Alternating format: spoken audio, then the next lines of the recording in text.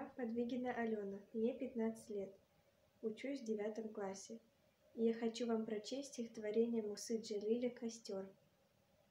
Ночной простор, я жгу костер, вокруг туман, как море.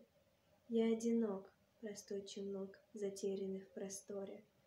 Горит бурьян, густой туман, он мечет сноп огнистый. И смутный свет, минутный след дрожит в пустыне мглистой. То красный блеск, то яркий всплеск прорежет вдруг пустыню. То погрущу, то посвящу, то запою негромко. Огонь, светящийся во мгле, заметит ли, найдут ли на звук, летящий по земле? Услышат ли, придут ли